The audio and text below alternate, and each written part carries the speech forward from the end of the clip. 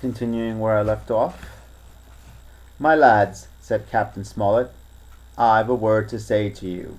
This land that we have sighted is the place we have been sailing for. Mr. Trelawney, being a very open-handed gentleman, as we all know, has just asked me a word or two, and as I was able to tell him that every man on board had done his duty alow and aloft, as I never asked to see it done better, why, he and I and the doctor are going below to the cabin to drink your health and luck, and you'll have grog served out for you to drink our health and luck. I'll tell you what I think of this. I think it's handsome, and if you think as I do, you'll give a good sea cheer for the gentleman that does it." The cheer followed. That was a matter of course, but it rang out so full and hearty that I confessed I could hardly believe these same men were plotting for our blood. "One more cheer for Captain Smollett," cried Long John when the first had subsided, and this also was given with a will. On the top of that, the three gentlemen went below, and not long after, word was sent forward that Jim Hawkins was wanted in the cabin. I found them all three seated round the table, a bottle of Spanish wine and some raisins before them, and the doctor smoking away with his wig on his lap, and that, I knew, was a sign that he was agitated. The stern window was open, for it was a warm night, and you could see the moon shining behind on the ship's wake. "Now, Hawkins," said the squire, "you have something to say. Speak up." I did as I was bid, and as short as I could make it, told the whole detail of Silver's conversation. Nobody interrupted me till I was done, nor did any one of the three of them make so much as a movement, but they kept their eyes open, my face from first to last. "Jim," said Dr. Livesey, "take a seat." And they made me sit down at table beside them, poured me out a glass of wine, filled my hands with raisins, and all three, one after the other, each with a bow, drank my good health, and their service to me for my luck and courage. "Now, Captain," said the squire, "you were right, and I was wrong. I own myself an ass, and I wait your orders." "No more an ass than I, sir," returned the captain. "I never heard of a crew that meant to mutiny but what showed signs before, for any man that had an eye in his head to see the mischief and take steps according. But this crew," he added, "beats me." "Captain," said the doctor, "with your permission, that's Silver, a very remarkable man." "He looked remarkably well from a yard arm, sir," returned the captain, "but this is talk. This don't lead to anything. I see 3 or 4 points, and with Mr. Trelawney's permission, I'll name them." "You, sir, the captain. It is for you to speak," says Mr. Trelawney grandly. "First point," began Mr. Smollett. "We must go on, because we can't turn back. If I gave the word to go about, they would rise at once. Second point, we have time before us, at least until this treasure is found. Third point, there are faithful hands.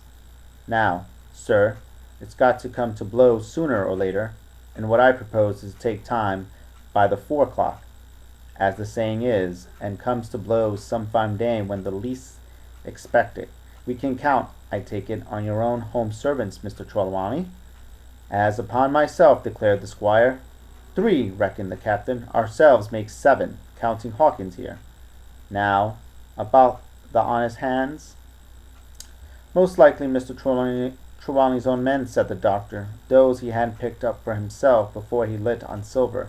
"Nay," replied the squire, "Hans was one of mine." "I did think I could have trusted Hans," added the captain. "And to think that they're all Englishmen," broke out the squire.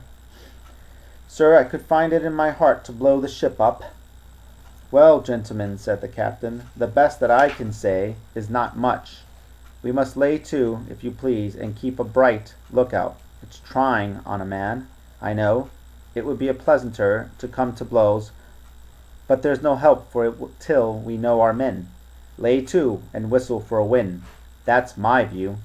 "Jim here," said the doctor, "can help us more than anyone. The men are not shy with him, and Jim is a noticing lad." I began to feel pretty desperate at this, for I felt altogether helpless. And yet, by an odd train of circumstances, it was indeed through me that safety came. In the meantime, talk as we please, there were only 7 out of the 26 on whom we knew we could rely, and out of these 7, 1 was a boy, so that the grown men on our side were 6 to the 19. Part 3. My Shore Adventure. Chapter 13. How my shore adventure began. The appearance of the island, when I came on deck next morning, was altogether changed. Although the breeze had now utterly ceased, we had made a great deal of way during the night, and were now lying becalmed about half a mile to the southeast of the low eastern coast. Grey-colored woods covered the large part of the surface. This even tint was indeed broken up by streaks of yellow sand-break in the lower lands, and by many tall trees of the pine family, out-topping the others, some singly, some in clumps, but the general coloring was uniform and sad. The hills ran up clear above the vegetation, spires of naked rock. All were strangely shaped, and the spyglass, which was by 300 or 400 feet the tallest on the island, was likewise the strangest in configuration, running up sheer from almost every side, and then suddenly cut off at the top like a pedestal to put a statue on. The Hispaniola was rolling scuppers under in the ocean swell. The booms were tearing at the blocks. The rudder was banging to and fro, and the whole ship creaking, groaning, and jumping like a manufactory.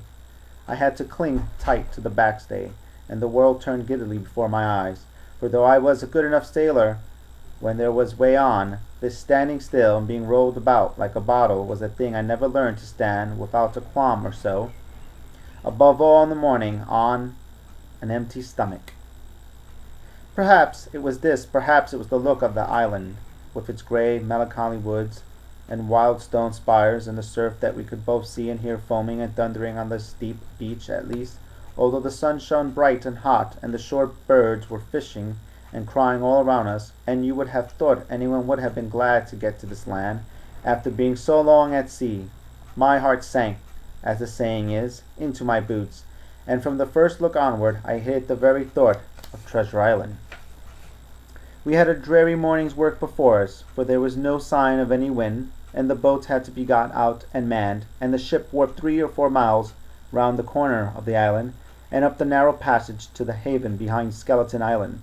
I volunteered for one of the boats, where I had of course no business. The heat was sweltering, and the men grumbled fiercely over their work. Anderson was in command of my boat, and instead of keeping the crew in order, he grumbled as loud as the worst. "Well," he said with an oath, "it's not forever." I thought this was a very bad sign, for up to that day the men had gone briskly and willing about their business, but the very sight of the island had relaxed the cords of discipline. All the way in, Long John stood by the steersman and conned the ship. He knew the passage like the palm of his hand, and though the man in the change got everywhere more water was down in the chart, John never hesitated once. "There's a strong scour with the ebb," he said, "and this here passage has been dug out, in a manner of speaking, with a spade." We brought up just where the anchor was in the chart, about a third of a mile from each shore, the mainland on one side and Skeleton Island on the other. The bottom was clean sand. The plunge of our anchor sent up clouds of birds wheeling and crying over the woods, but in less than a minute they were down again, and all was once more silent. The place was entirely landlocked, buried in the woods, the trees coming right down to higher water mark, the shores mostly flat, and the hilltops standing round at a distance in a sort of amphitheatre, one here, one there.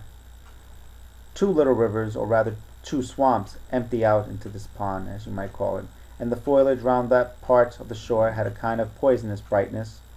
From the ship we could see nothing of the house or stockade, for they were quite buried among trees, and if it had not been for the chart on the companion, we might have been the first that had ever anchored there since the island arose out of the seas. There was not a breath of air moving, nor a sound but that of the surf booming half a mile away along the beaches and against the rock outside. A peculiar stagnant smell hung over the anchorage, a smell of sodden leaves and rotting tree trunks. I observed the doctor sniffling and sniffing, like someone tasting a bad egg. And I'm going to leave it like that, so thank you, subscribe, and I'll see you in the next one. Thanks.